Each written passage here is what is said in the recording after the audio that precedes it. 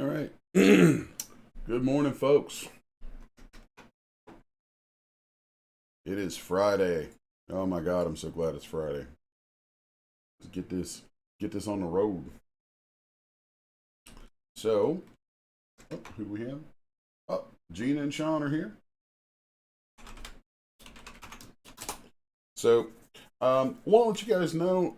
I think that I may have to play with this. So maybe not during this stream, but if anyone wants to help me out a little bit later today, um, I'm thinking that I should be able to hear your voices through my ear monitors via Discord. There'll be a little bit of a lag between that and the stream, but it might be a more direct way for you guys to interact while I'm doing things. I think that would be super cool, and I'm tempted to even dabble around a bit with like live streaming with like a group setup in Discord, so that it's kind of a big open seminar kind of thing where folks can join um, in through there, and then I'll need somebody. Gina, I'm looking at you. I'll need somebody to moderate if that happens, and we get a few people in it. But I think that would be kind of an interesting format.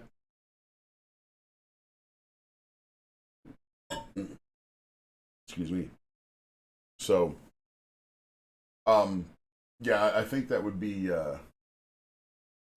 pretty neat. Oh, okay. Sean is already in the Discord. That's Barley Card. Yeah, I just said hi to you in the Discord a minute ago.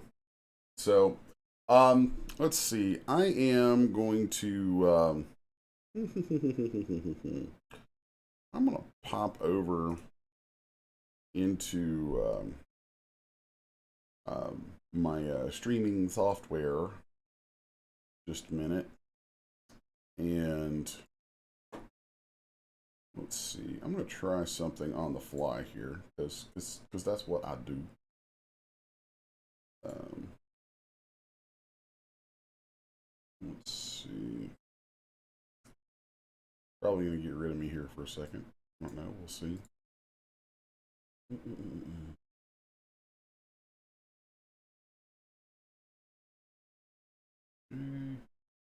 I'm looking to aha. Cool. Yeah, so I'm about to pop up a little slideshow of the unculling creature as it exists in the physical world. And I'm super stoked for this.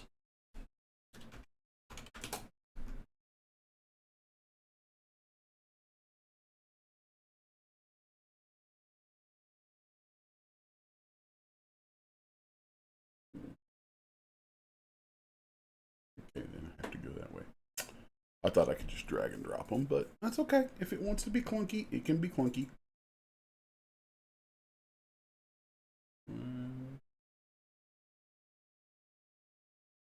Bear with me just a second, you guys.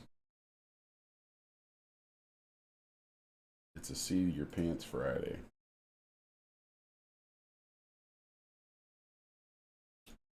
Okay.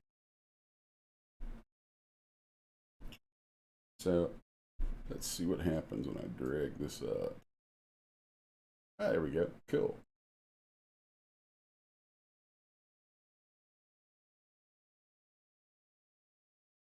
Nice. Yeah, that's working well. So I have these nice little photos here of the onculing creature in its physical form. Now that I've done 3 different poses of it, done all the setups on those, and got optimized settings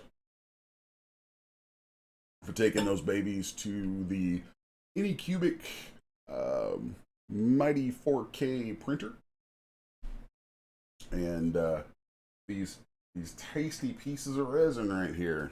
So here is this little fella. Turn around and show me your face, little guy. There you go. There you go, little fella. Yeah, there's that one. Yeah. And this was the one you guys saw being put together on stream the other morning when I was talking about doing the poses and such. Right. And then yesterday, I kind of wanted to double check myself, make sure my methods were correct, and make sure that I was looking at all this right and had a good, solid process, and it seems I do. So I posed up a third one. There we go. Oh, he's prickly. He's got these little spikes all over his back. They're prickly. Wants to get caught on my glove.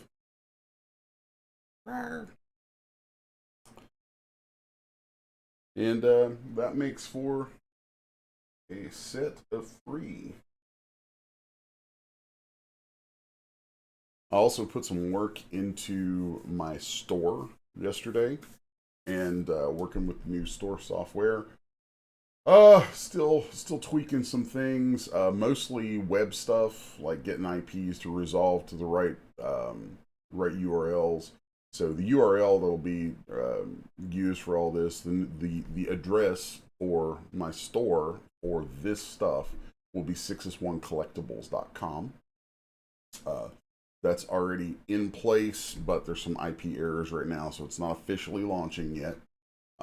There is a way that I can send people a direct link to the store, so if you guys want to go check these out in the store, just message me or something and I'll get that to you.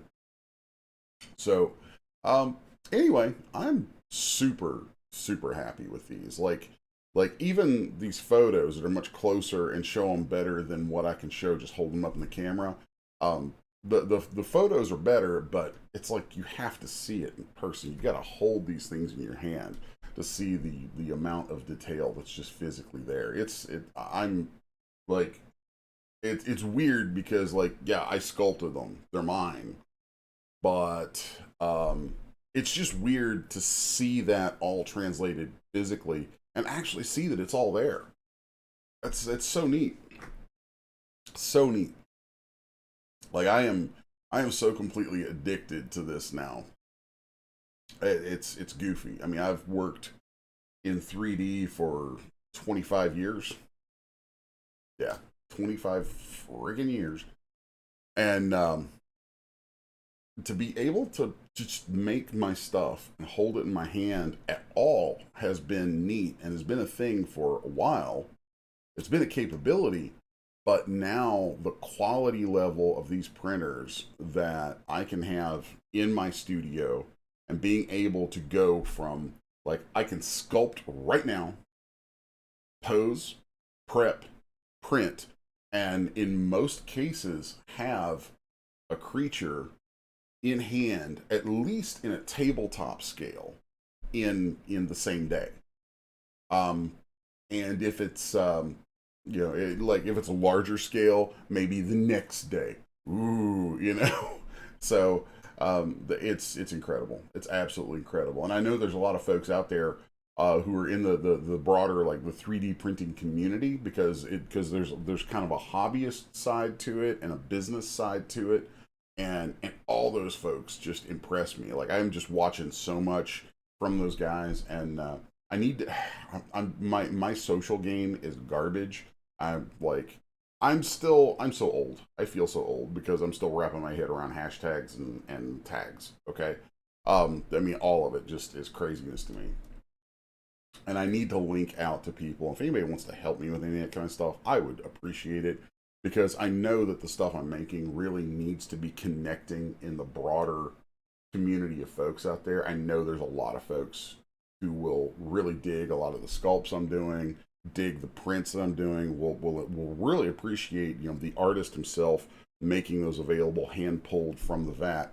But the other printers and things who I see out there, the folks, especially on the YouTube community, so much amazing technical skill that's been brought to bear. But a lot of those guys, most of them, from what I can see, aren't artists. they're enthusiasts. They love the art that other people make, and then they're using their machines because they're like, oh, I can make the, I can do this stuff myself now. So there's a really interesting factor for all of them that takes them deeper into their hobbies and the things that they love. But then for somebody like me who actually does the art end of it, it's wild. It is pure wildness. Um, I mean, 25 years of working in 3D, and now it gets to sit in my hands. It gets to sit on my shelves. It gets to be real for myself and other people. And I mean, I've had some stuff. I've done stuff before that's been turned into collectibles and a couple different things, some things like that. Interestingly enough, none of the stuff I've ever actually done 3D sculpts for that clients have turned into collectibles. I don't have a copy of any of it. Not a single thing. Not a single client has ever given me a print or prototype of anything I've ever made. And yeah, that's a damn travesty. So that ought to say some things to you about what it's like being a pro artist in this stuff, okay? Because I mean, it's cool and I love it and I wouldn't trade it for the world. But would I tweak some things about it? Yeah, absolutely. Absolutely. So anyway, yeah, so now, having this capability in the studio, growing into what we're growing into with it is just about the most exciting damn thing I have had on my plate in ever. Okay. I mean, the only other thing in my world as an artist that is remotely comparable is getting my comic books out the door. Getting Apocalypse Girl off the ground, having that out, having the collection out, all of that stuff, all the cool stuff that's gotten to happen through SourcePoint Press. That's the only thing that equals these little guys. These little guys right here. All this stuff, yeah, it's pretty awesome. Pretty awesome. And I hope to be able to have a lot more really cool stuff coming with that. So anyway, I wanted to kind of chit chat about that a little bit this morning. Let's see. Okay. Gina says her signal is poop. I'm not surprised, Gina. Let's see. All right, so got a couple comments from folks there. You guys are talking a little bit. That's cool. I am going to, let's see, pop on over into Zbrush and get this stupid thing out of my ear since I don't really need it. And I hate having only one in, but if I have both in, it makes me feel like my head's going to explode. So, that in mind, let's kick on over. Wrong one. There we are. Yeah. All right. So, I want to do more work on this, on the, what did I call this? Behira? Yeah, I need to do more work on the Behira today.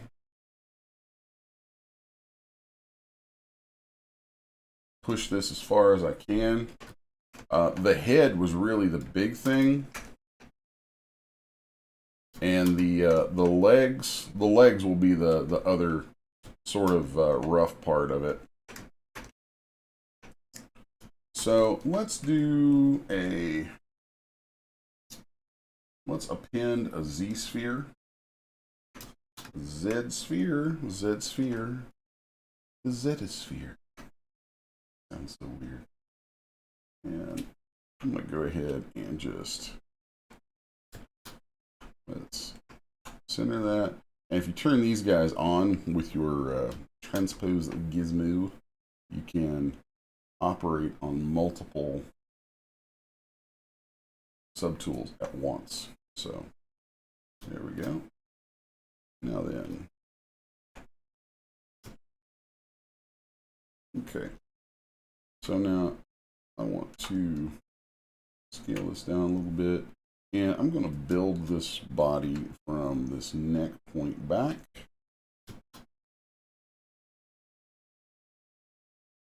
So I'm going to go ahead and add another Z-sphere right here. And how long do I want this guy to be? I want to make him, let's go about that long with it. Pull that down there. Then I'm just going to add a few Z-spheres along the way.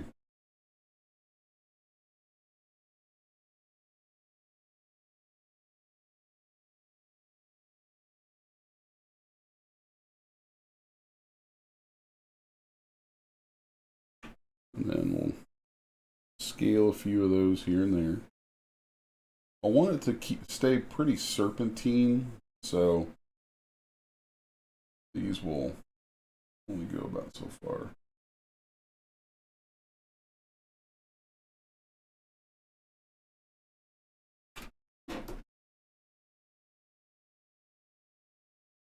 Oh no. A call from my landlord coming in. That's not cool. I'll have to call them back.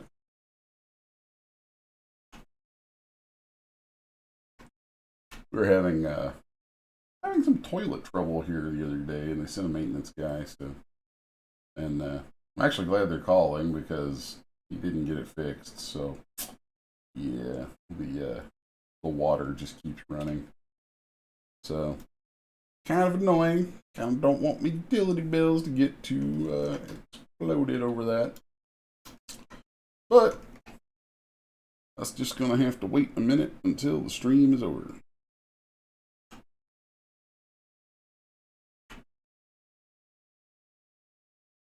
The real world must not infringe upon what we do here.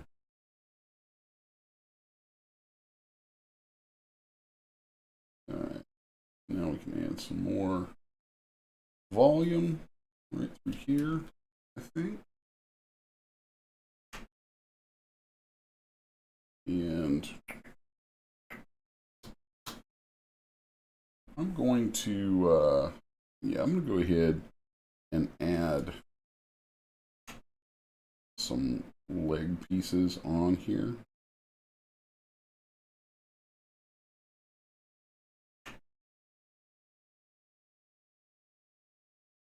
And I want to keep its legs kind of gator-ish with their orientation.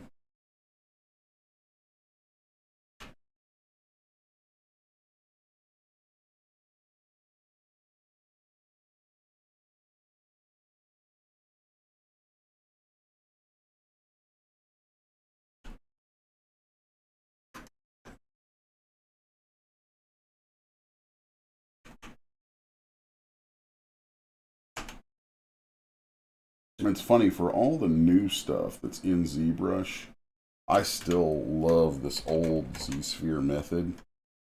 This has been such a tried and true method for me for so long. And it's so quick.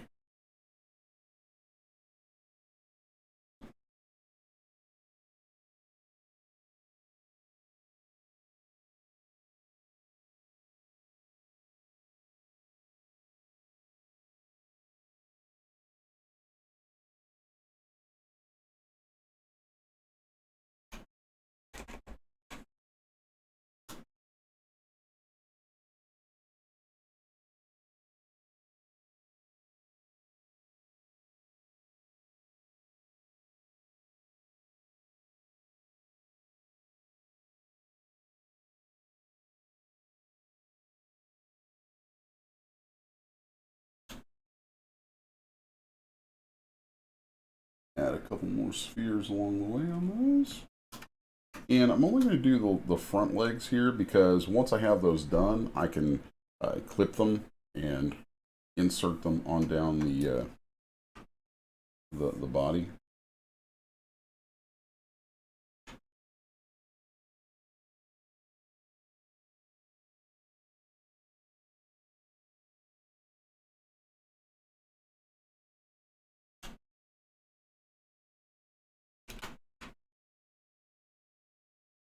Yeah, I'm going to do that so it has a little bit of room to breathe right there.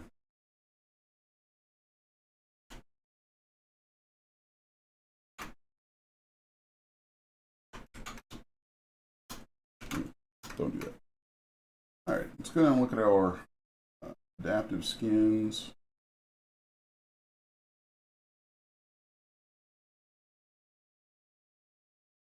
All right.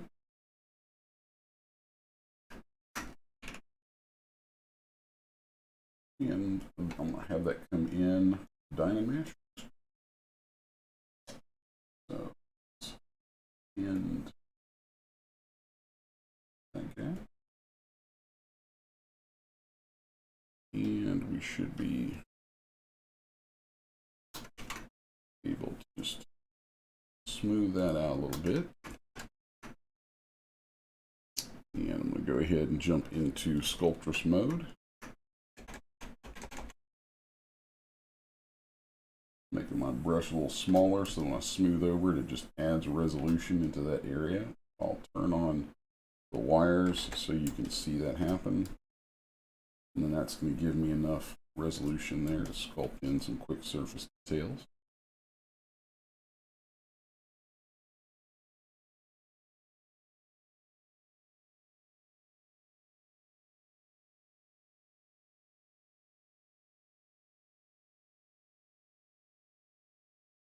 So this is a little different than what I've done on a lot of things recently, where I've went ahead and put some basic shapes in for fingers rather than making one and duplicating it. Just a slightly different approach.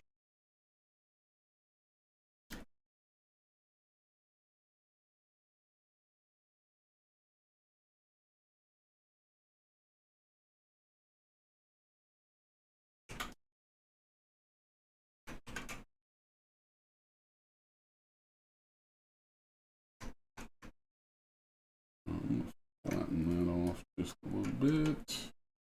And then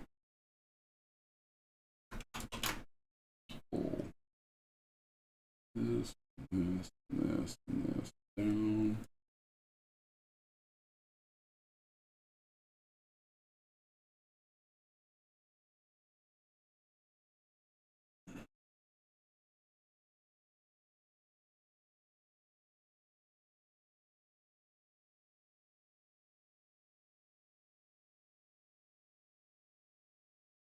All right.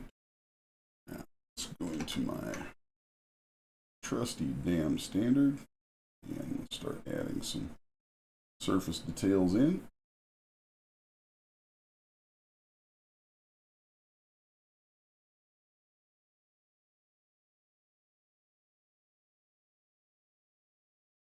And I alternate between hitting the Alt key and just normal brushing, because the damn standard brush sort of cuts into your mesh. And if you hold the Alt key down while you stroke, it will lift instead of cut. The Alt key in ZBrush basically takes whatever brush you're using and does the opposite. So if you're inflating something, you hold the Alt key while you stroke, it will deflate. It'll shrink it in instead of expanding it out. And all the different brushes, you know, they all have their own special qualities to them, and holding the Alt key down will reverse whatever that particular quality is. And I really like using the damn standard brush. It feels the most like I'm drawing, which is kind of important to me.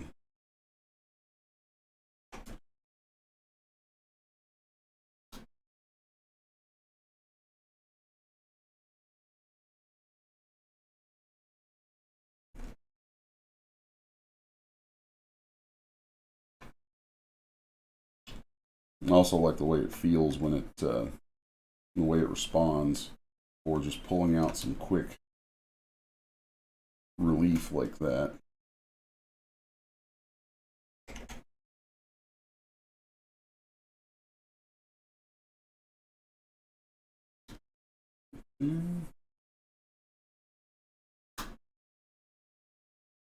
Like that.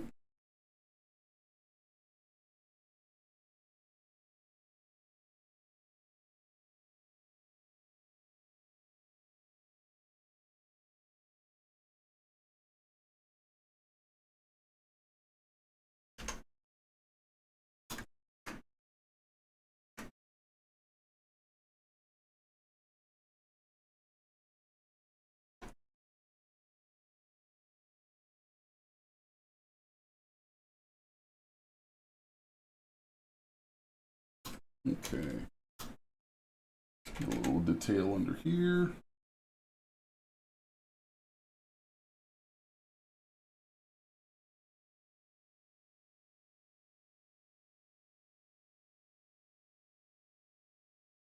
It's really nice too with the damn standard brush. The way if you're making quick strokes and things like that, it lends itself towards like wrinkles and folds on things very well.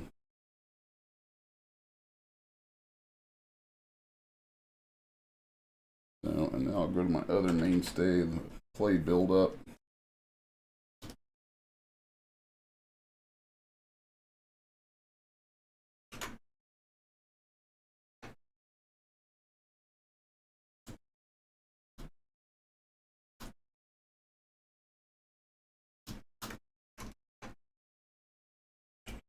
And here's where I'm going to get into, more of the larger strokes, shaping and forming this a little bit more.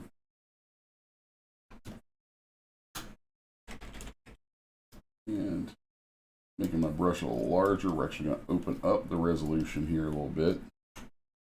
So like if I take my brush up larger like that, you'll see that Sculptress, when I hold smooth, will go for a lower poly count as it restructures that. Very, very handy. It tries to keep the groups there though, which is also, that's very, very handy.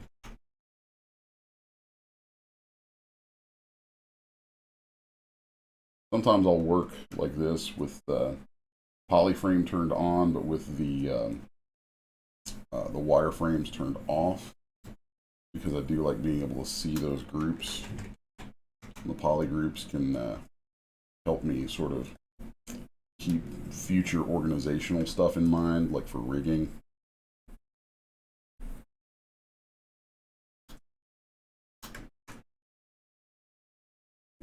Some shoulder blade sort of pieces going on in here. Okay. And then I want to do sort of an approach to a rib cage. Since this is going to be a multi-armed creature, I may end up cutting out some of the body back here. I don't know. But I'm thinking, actually, let's do this. Let's go ahead and make ourselves some markers for where these legs are going to go.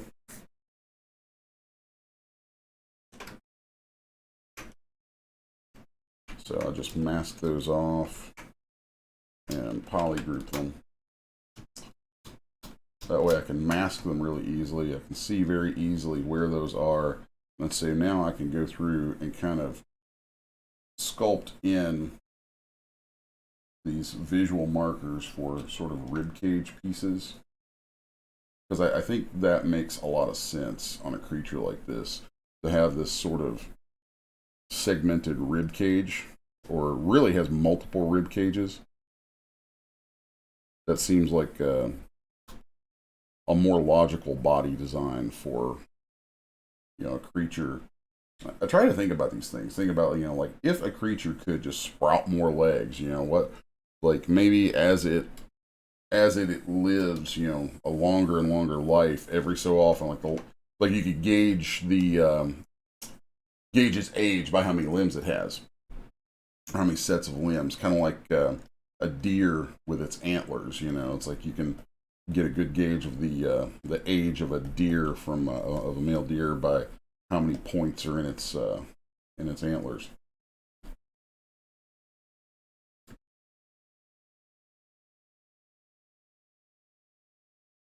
So I just kind of imagine that, like as this thing lives and grows, it just, like it keeps sprouting more of its tail, and then maybe the vertebrae there, expands out into, like one bone and two bones and three bones as it grows, and just keeps packing it on, and those bones would turn into, would just come out and sort of form up into smaller and smaller bones, and then the flesh would sort of moliate around it and change over time. I mean, like there's a way that you could make that seem plausible, you know.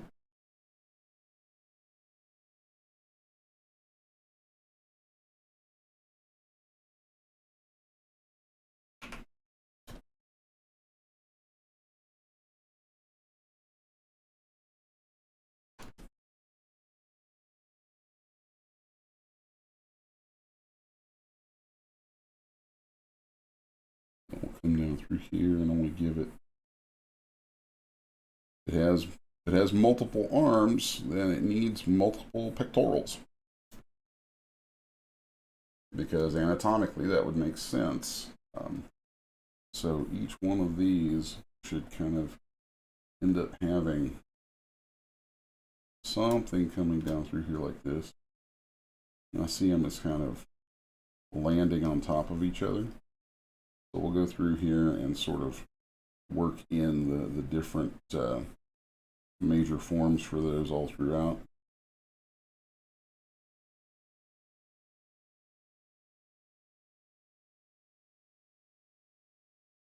Look and see where something along those lines can connect.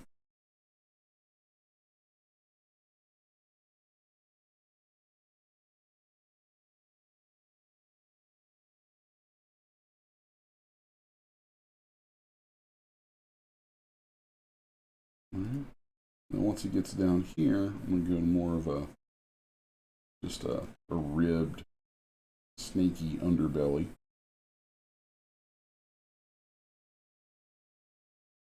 Okay.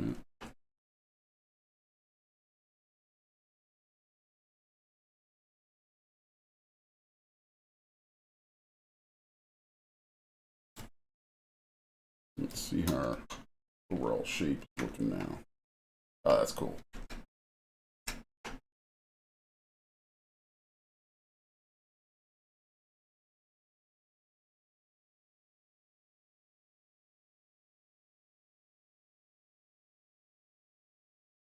Got a few people in the chat today. We got Ben and Sean, Gina, Roman's here, and Tassos is here. Hey guys, how's everybody doing?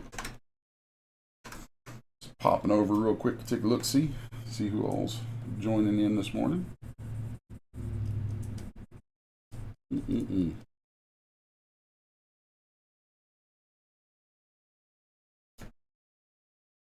Mm-mm-mm.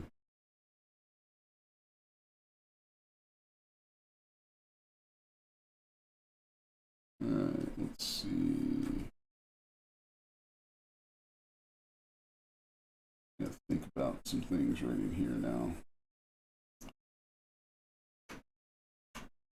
If we've got a lot blocked in, that's super cool.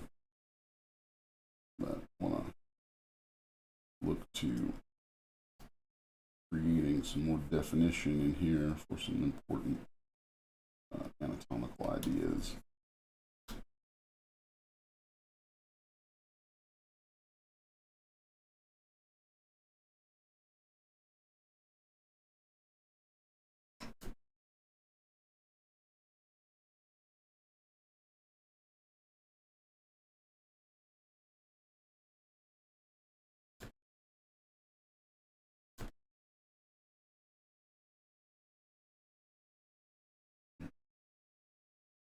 Where that's going.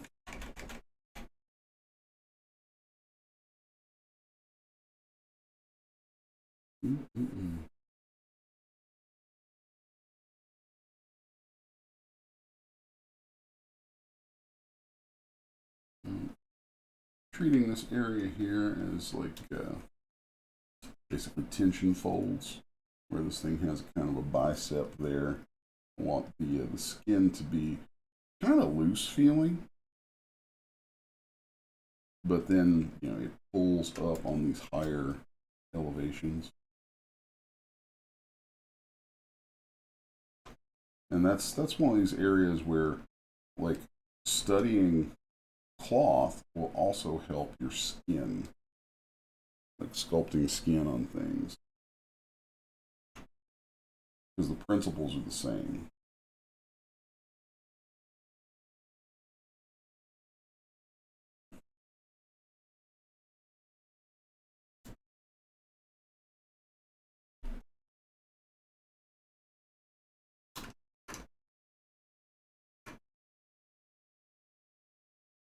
Here, I want to give it this feeling of drooping folds of skin coming down, pooling up around the ankle.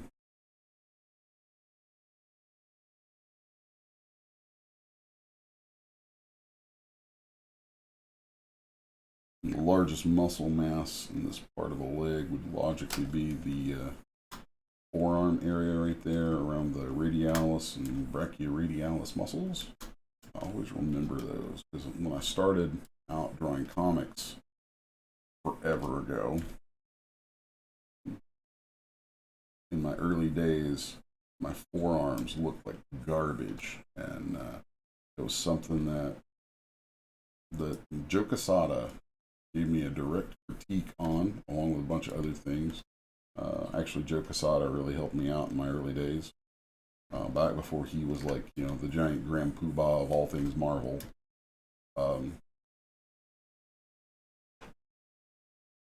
But learned a lot from that guy back then. Really cool dude.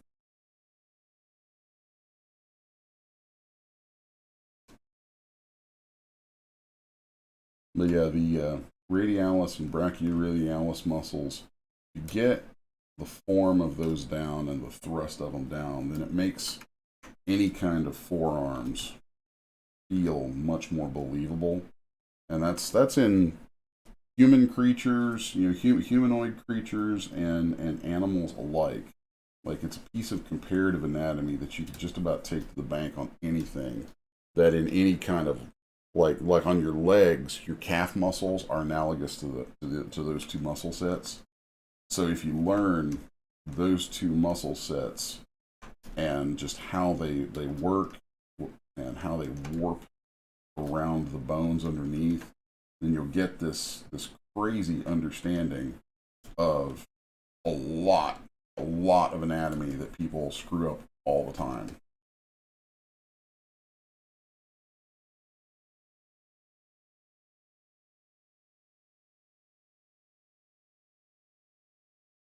Here we can come in and create some folds and things.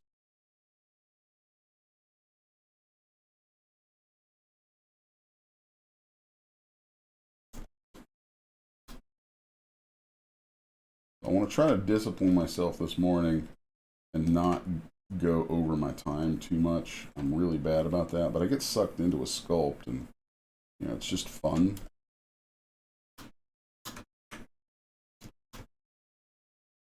I'm not doing too bad on time so far today, so that's good. That's really good and surprising. I think I put so much work into the head yesterday that and let's face it, yesterday my head wasn't really quite in the game as it should be. So.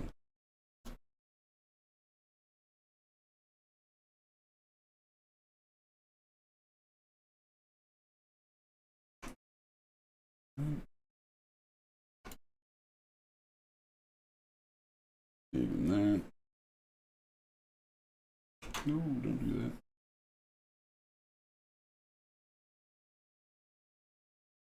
I want to delineate some shape down the back just to make it a little more interesting.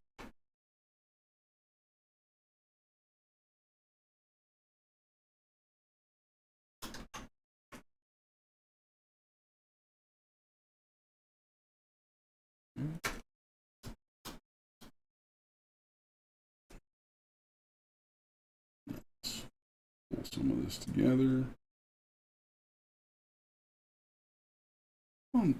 Let's tweak on that a little bit. Change that shape ever so slightly. Give it a little more of a throat. And I want to beef up right there, that connection.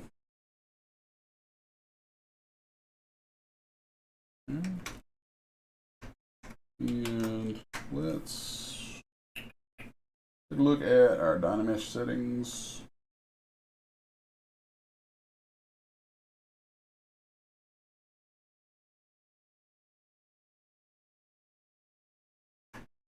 Okay. That's going to Dynamesh that to about 2 million. That's not necessarily what I want. Right there would be good. Just shy of 1 million polys. All right, so now I need to get some claws in this thing, and I'm gonna go make an insert mesh real quickly for a claw. Yeah, let's do it that way. So let's switch off from here for a second to a little cone 3D, make it a poly mesh, turn on symmetry. And then I'm going to rotate this 90 degrees so that it is oriented to the front, like so. And then I'm going to Dynamesh that. Actually, I'm going to Dynamesh a lower resolution than that because we really don't need that much. Then let's come in here and take clip curve and do that. I'm going to do that. Dynamesh again. Polish it down. All right, now I'm going to take my move brush. That's funny because I'm going to make an insert mesh out of this, insert mesh brush out of this, and I'm probably not going to save it. I do that all the time because I whip these little utilities off so fast that I actually intentionally discard them so that I don't end up repeating myself too much from creature to creature in my shapes.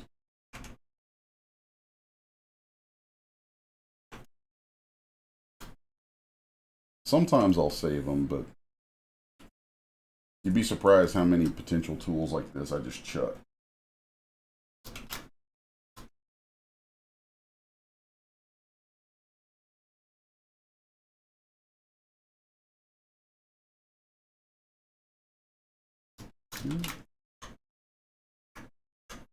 Now let's make an insert mesh, new, and pop back over this guy right here. And off the floor.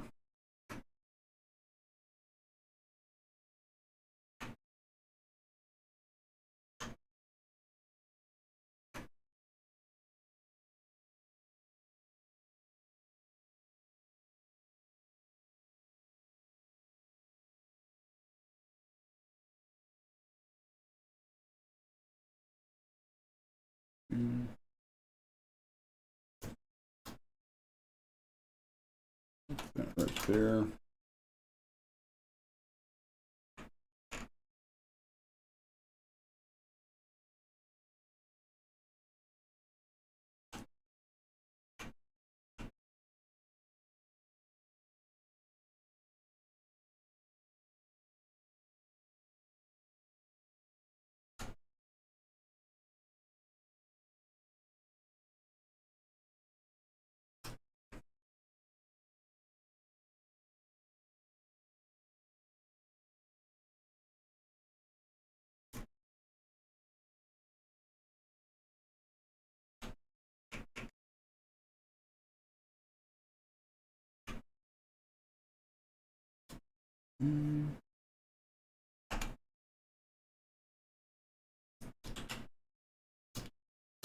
Now, if I merge similar groups, yep, those all come together.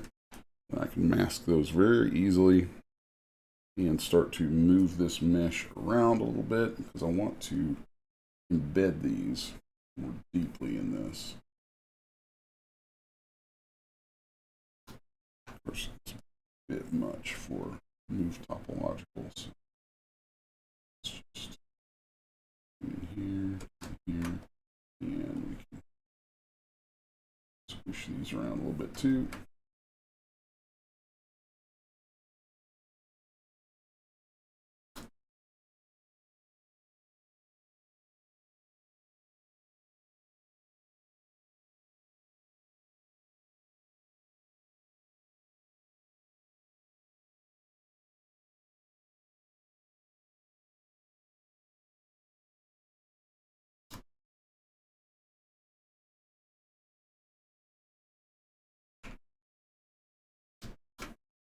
Right, turn that off. Use the inflate brush for a minute just to build this up around here. I like the way I like the form that's making around those nails. That's different. That's kind of unique from a lot of other stuff that I've done. And that's always good. It's always good when you can come up with something that's new but still feels right.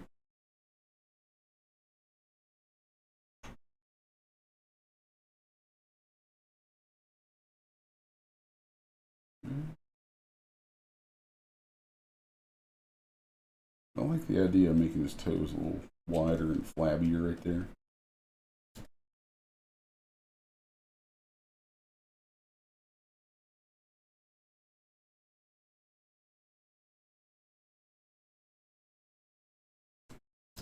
Okay, now let's come out of that and run the Dynamesh on it again.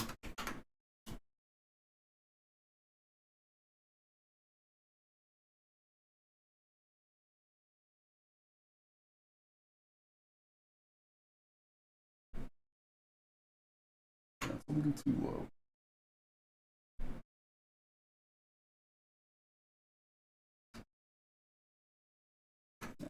That should still have poly groups in there for these guys too, and that's very nice. Because then I can add some edge loops around them, and that will make working with the rest of this much easier. I'm also going to do that. So one of the nice things about having created this from those Z-spheres is getting these poly groups in there, you know, right off the rip.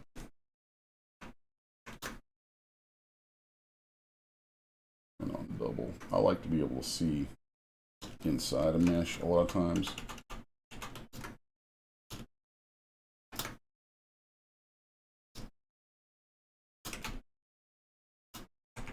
Alright, now those are all going to be grouped together, and that's going to make for some nice smooth connections with those toes, or with those claws.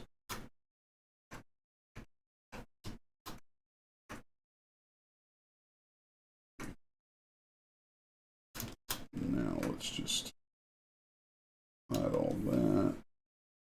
Now I'm going to grab some of this hand area right here and throw some edge loops around that. It's going to make my life easier down the road as well. So it's really, even though a lot of this is a lot of these groups are going to go away, it gives me an organizational tool. And it's like keeping your meshes organized is a really good practice.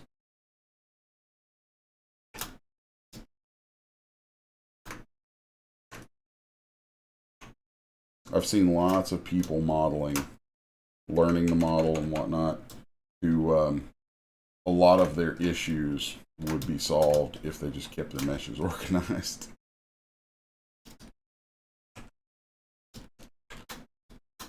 So like right there, I've added an edge loop. Now I can smooth around that edge loop a little bit, polish around it. And that's going to give me a quick way to select these things, having it all grouped that way and organized. Okay. So now with that being the case,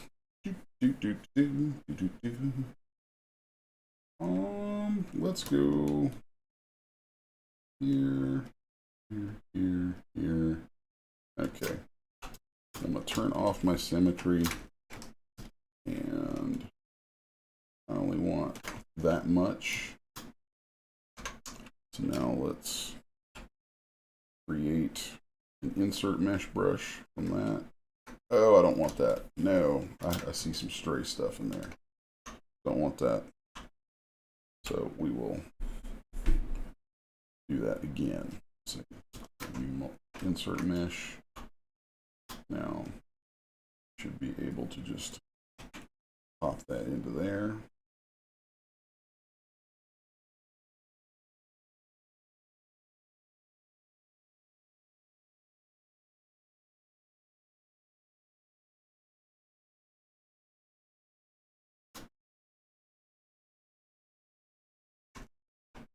And I don't even think I'm going to use the insert mesh brush past that. I'm just going to move on down the line with it.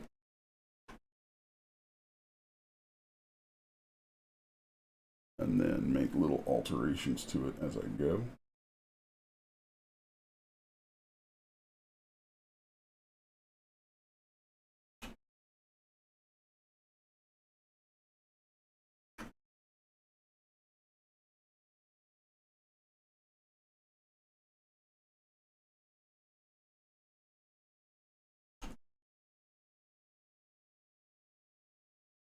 I'm just gonna press this stuff in. Maybe pull some of this out. There we go.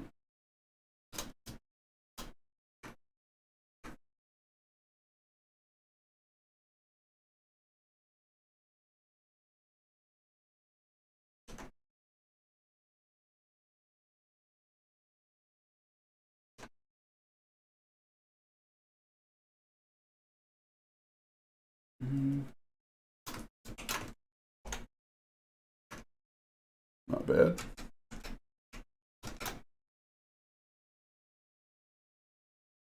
Hop over and look at the chat for a minute. I see Brent has joined us. Good morning, Brento. Let's see.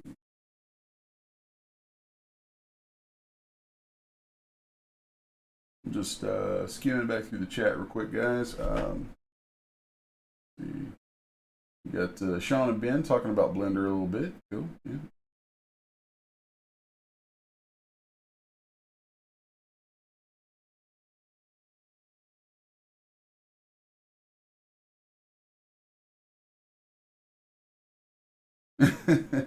Oh, you guys are funny. Let's see. Ben designing models for his resin mini prints for his tabletop. Ah, see, Ben, we got talk. We got to talk, my brother. We got to talk. Because we. Oh, I've been going off with them, man, and got some ideas and some plans and things you might want to check out. So, for those who don't know, Ben and I have worked together in the past in like a semi-professional format here and there, and done some stuff together a long time ago. He's super cool, and yeah. Ben's been a big brain guy and some 3D stuff for a long time, so he's super cool. Glad to have him popping up. All right, let's take a look at this all together here. I'm digging that. I feel like I've really captured the spirit of the creature. I'm going to ditch a fifth leg right here because I don't want to rig that. I'm already looking at rigging more legs here than I care to. So, no. The point is made, and that is that.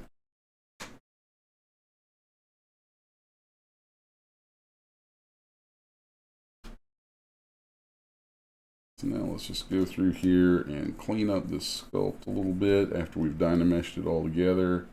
Get rid of any holes and things.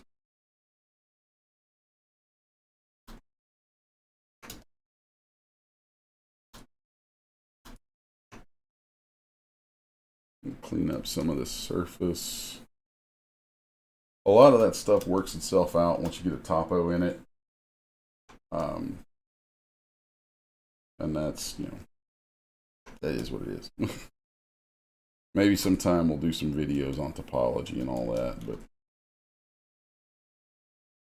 that's kind of like the least fun of some of this. It's definitely some of that intermediary sort of work that you just have to do to get the stuff where it needs to go. It's not the fun part. This really right here, this is the fun part for me. So let's look at grabbing, I think I have a brush that I made. Let's go grab a VDM brush from Studio today. And I might grab some of these snakeskin VDMs too. Let's see what we got in here. Yeah. Let's do, oh, did I just grab I grabbed the wrong thing. Grab the ZTL. I don't want that ZTL. No. Stop it. Let's grab, let's see the snake belly right here. And then we'll grab this other snake belly. I think this one's going to be useful. Yeah, I like that one.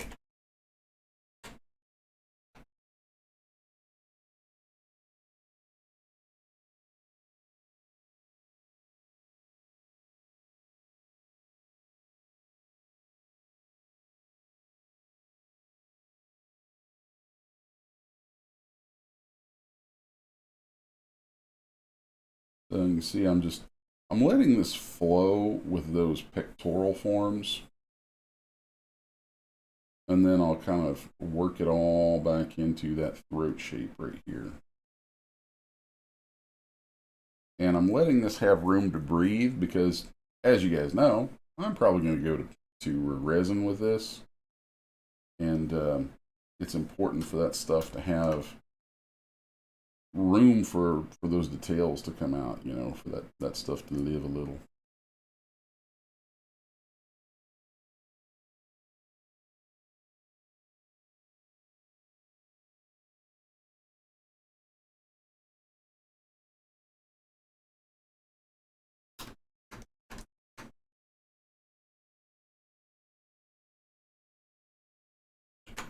I'm gonna go bigger with that right there.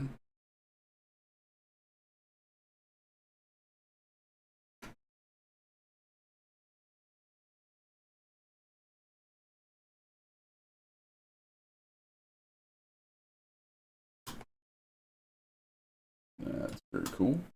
Digging that. Digging that a lot. Let's see, do we want to go with any of these others, or do I want to... I think I want to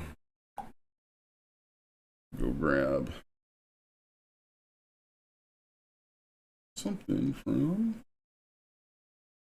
I think it was in here.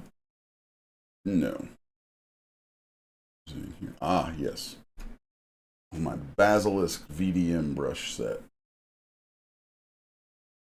So that's going to give me some pretty cool stuff that I can kind of shove into this.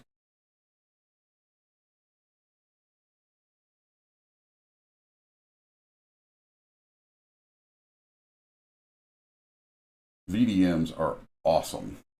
Awesome, awesome, awesome. Once I've got like forms and things laid out and got my major landmarks down on a sculpt, man, coming back in with some VDMs can be so handy.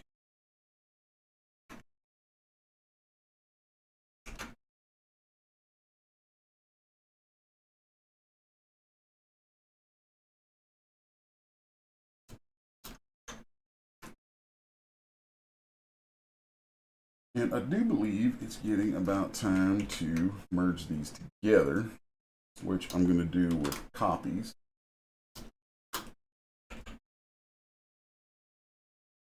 Let's merge those down. We'll hide everything else. Now this here is going to get Dynamesh at a relatively healthy resolution. Nice, nice. Yeah, just shy of 4 million polys. We can work with that really, really well. Should still have some good groupings. Yep, nice groupings. So organization is there. Now we can really get this all merged together. Kind of unify the concept.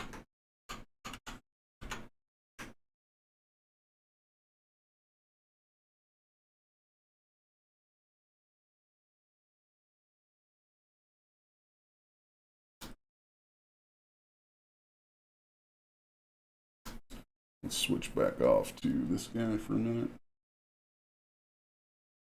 And we'll go to some smaller strokes with that.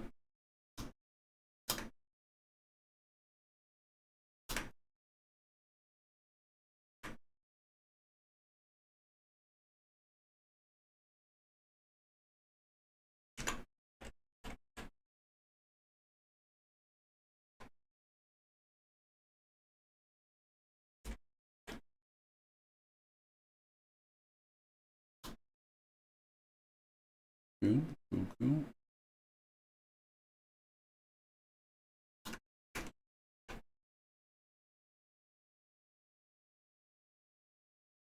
Yeah, I don't want to do any more with the snake skin there. Let's go back to my Basilisk VDM and do the skin modeling. I think that one's going to be really handy. And I want to change that to spray.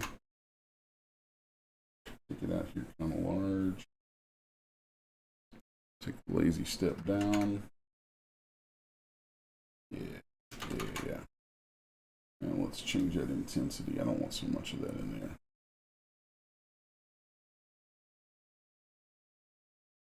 I like the way that breaks that up.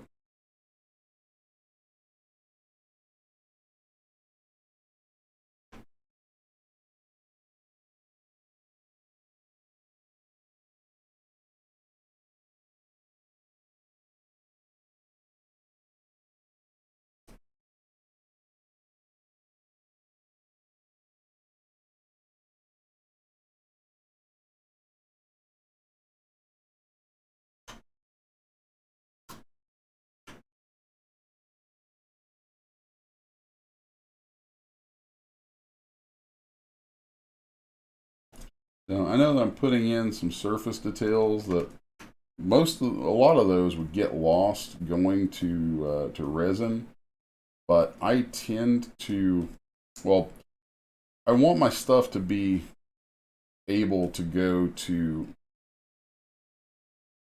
high-res rendering as well as to printing. So I will tend to gild the lily a bit on it and work some higher res details in, knowing that I'm going to kind of dial them back later or exaggerate them with the contrast brushes, things like that.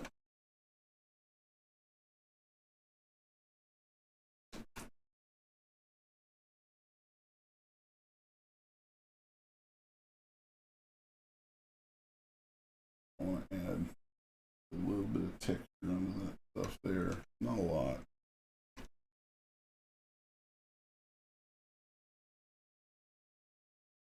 I've seen a lot of resin printed miniatures and statuary stuff that are just super smooth.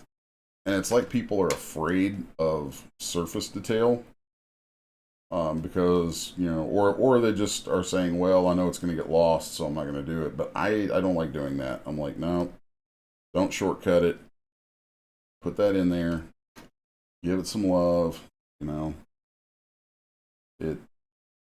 It's like, yeah, a lot of it might get lost, but the stuff that doesn't get lost means that the result is just going to be that much more, just that much cooler, that much more badass.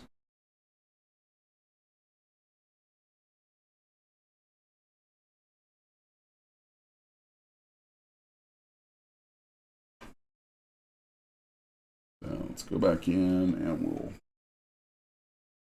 do a few swipes with Dam Standard just to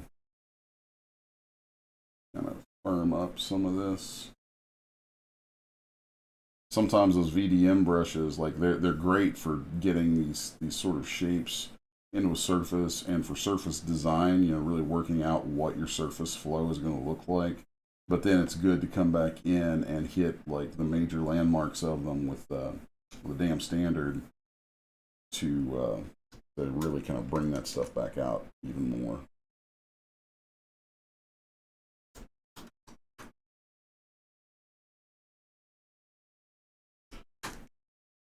And then let's go. I'm going to show you guys again real quick. I think I've shown it in another video, but what the contrast brush does. The contrast delta is super, super cool. I'm going to turn the intensity down on it though. So here you'll see how it just like, it's like it looks at the height of everything, or the normal vectors actually, and then expands out from it. So like if I were going to take this guy to print right now, which I'm not because I would want him posed first, I would go into that contrast brush and pick some areas that are kind of focal points and bump up the contrast so that when it prints, that stuff comes out kind of heightened.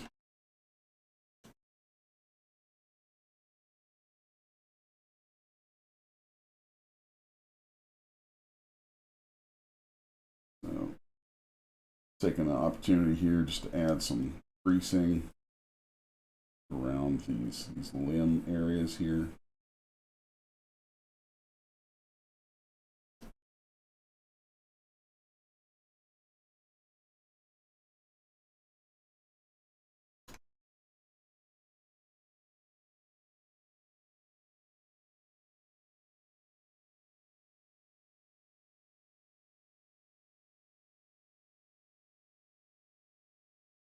And we're just about done with this guy.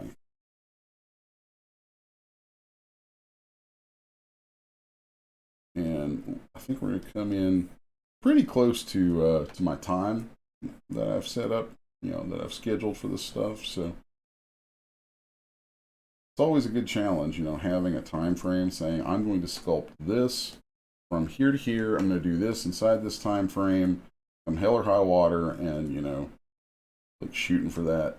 That's just a good exercise as an artist.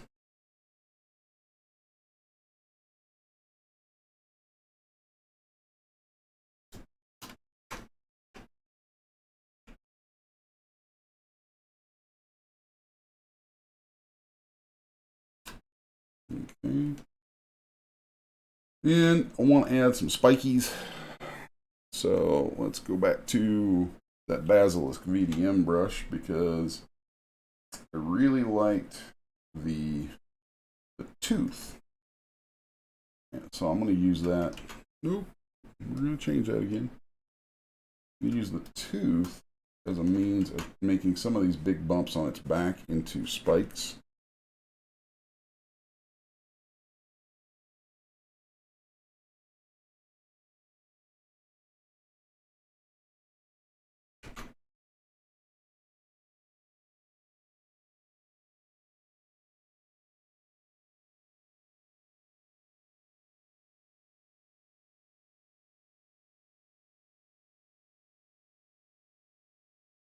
I'm quite digging that.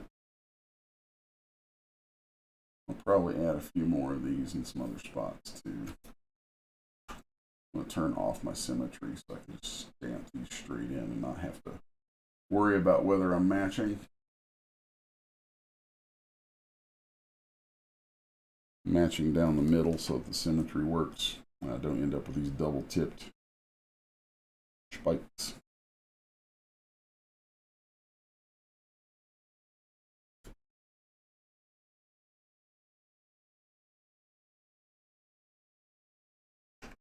Yeah, I like that. Now I'm going to add some symmetry back. Pick a couple of large areas because I want something a little more interesting in here than just the modeled skin. So I want to take a couple of these areas and add in some scales.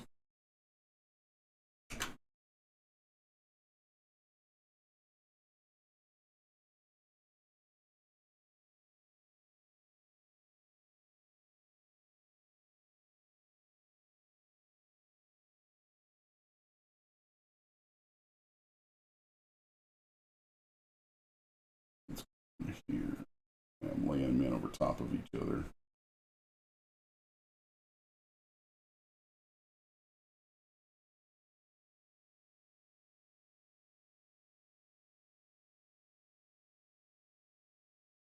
I'm going to change that to the dots now.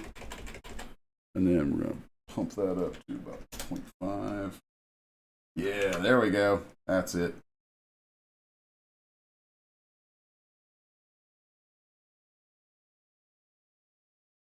So these smaller strings of this.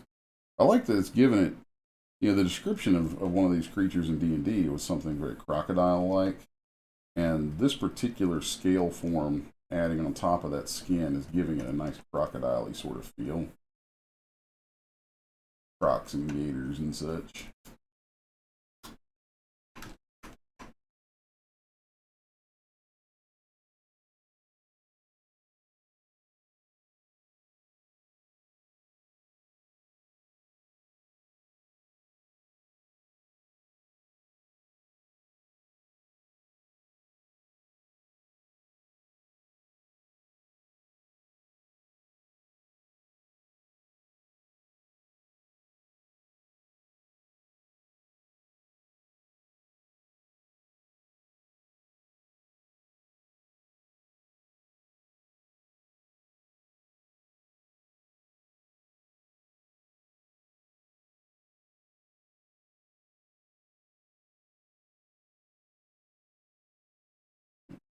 I like those. I think those are going to translate really well.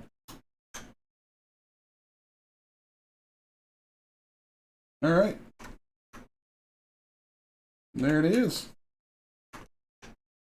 Our Behira. So let me switch off back to a blend. Grab a quick render. And this guy is way too long to do a really good turntable of it. I'll try though. Let's see. Let's do movie modifiers 300. Spin cycle 1. And turntable. No. Oh wait, let's kick it out of that render business. There we go. Turntable. There we go.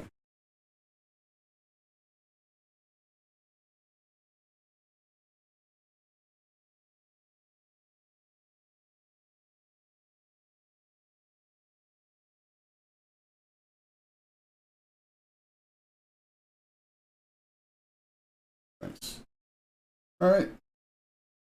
I am super happy with that. I'm going to pop over to the chat, let that sit on the screen while I pop over to the chat and look for a minute. Let's see.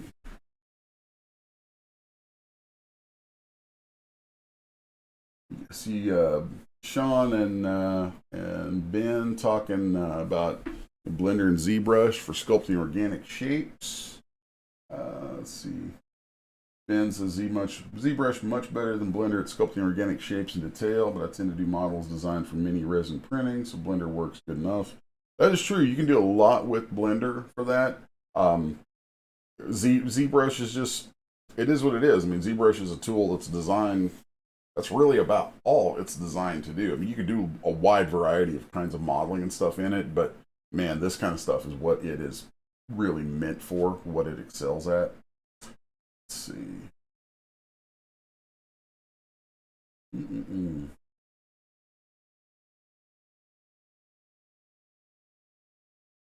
Yeah, Ben says I don't need detail. You can't see it 28 millimeter. That's true.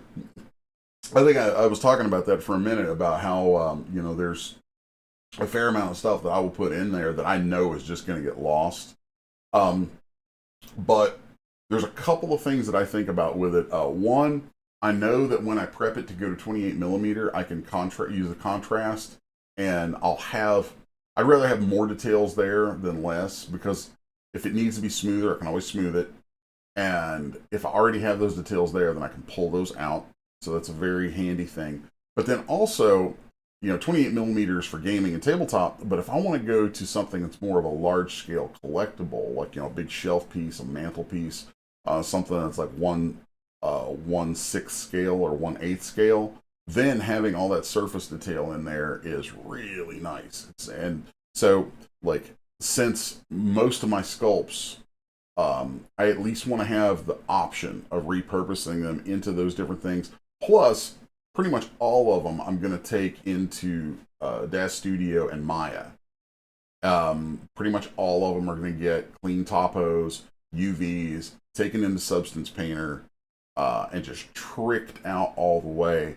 You know, because as a pro content creator, pro 3D artist, almost everything that I touch, from the minute I sit down to work, has a revenue generating option to it somewhere. It has some place that it can go, and I can, you know, have an audience for it. So whether it's game engine, whether it's Dash Studio, whether it's rendering for effects or film or whatever, you know, all of it has places it can go.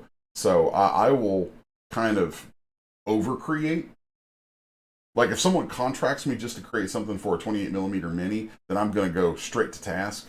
But most of the stuff that I do is my own, that I put out in a lot of different places. And so I tend to overdo it so that I have enough data. I mean, I actually think of art as data.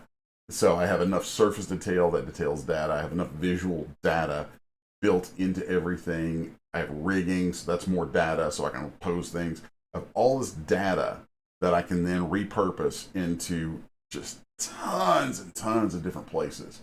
So for folks like me who are doing this, like this is their living, and this is the majority of my living. Even though like comics are becoming a growing part of my living again, this is the majority of my living is doing 3D, and so being able to go into all those different places is like it's to me it's the smart way to go.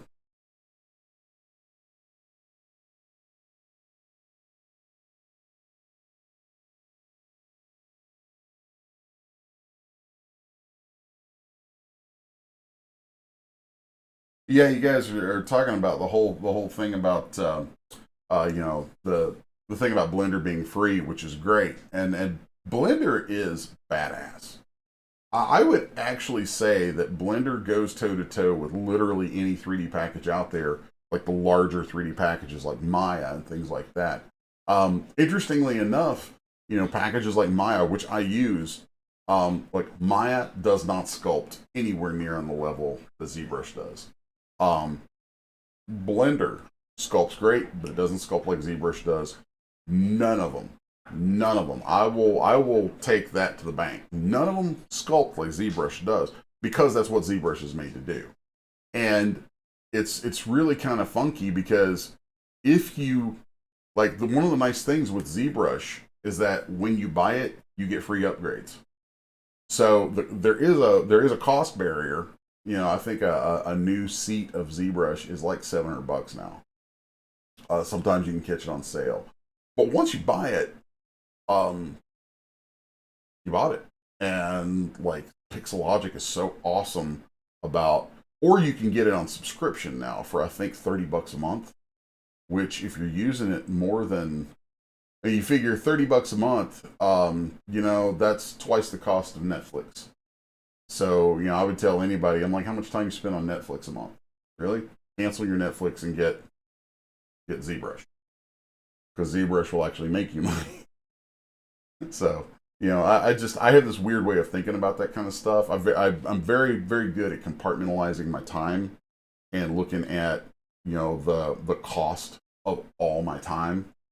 So I tend to look at things like that. I'm always doing a cost benefit analysis of just about everything around me, so I can maximize the productivity of everything. Um,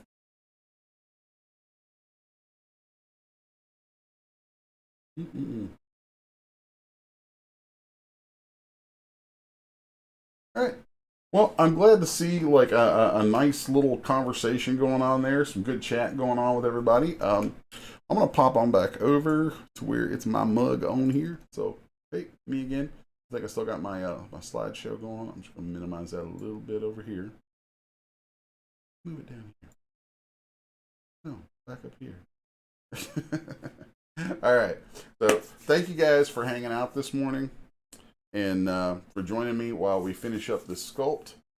It's another one that yeah, I'm super stoked to have it. It's another step on my quest, a great quest to build my versions of most everything, if not everything, just about everything in the D&D Monster Manual. So this is going to be probably a year plus journey as I think about it. Um, yeah, because it's probably going to be about 300 and some creatures, and it's going to take about a year and a half to do all that. Um, but you know, we'll see how it goes. I think that I don't know. Maybe I don't know. You guys talk to me. Tell me what you think. You know, should we do something with the stream, rebrand the stuff, maybe do some cut up versions of these? I've actually been thinking about editing out some like short form highlight pieces that'll go to like regular YouTube instead of just listed as the live streams. I think that's probably a smart way to go. But you know, as with so many things, I have to do the you know the cost the cost benefit analysis on it and figure out, okay, the time it's going to take me to edit this stuff, is that worth it? You know, what are we doing with this?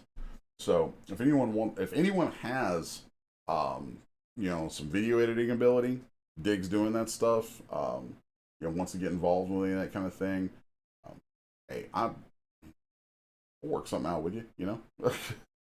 I really like to get some more hands on deck to help out with some of this stuff because I think that there's a lot of folks will dig where this is all going. So anyway, that's going to close it up for this morning. Thanks everybody for hanging out. As always, remember, like, share, subscribe, share, share, share. Guys, if you're here, I know you guys are regulars. I love you guys, so I feel like I can be a little more pushy with you because y'all keep coming back and you're super cool. Share the streams. When I pop the links out in the mornings, share those links and share this stream. If you share that on especially Facebook and Twitter or Instagram, Facebook, Twitter, Instagram, really help. Sharing those streams will help get more eyes on the streams. It'll boost the stuff in the YouTube algorithm. Which, you know, my goal is not necessarily like a YouTuber channel kind of thing, but it's that, you know, part of this is to share the work and spread my work out there and help build that audience, a more direct audience than I currently have, so that, you know, who understands, you know, it's like, hey, Les is putting out this cool stuff. Go there and get this and watch this and hang out and all that kind of stuff. So, plus, there's a lot of stuff I think I'm doing that folks can learn from. So I really want to see that because I like seeing people make more art and make more cool stuff. The more cool stuff, you know, like Elon Musk says, if you want stuff, you have to make stuff. And I want people to make stuff. I want them to have the skills to make more cool stuff.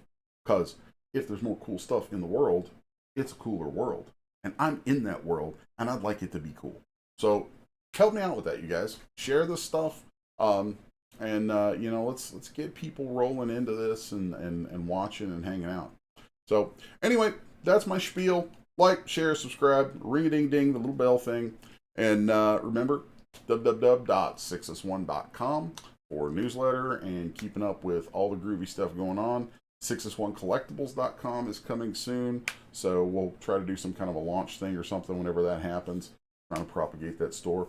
Today's Friday, so until Monday morning at 9:05. See you guys. Keep hanging out and making cool stuff. Bye.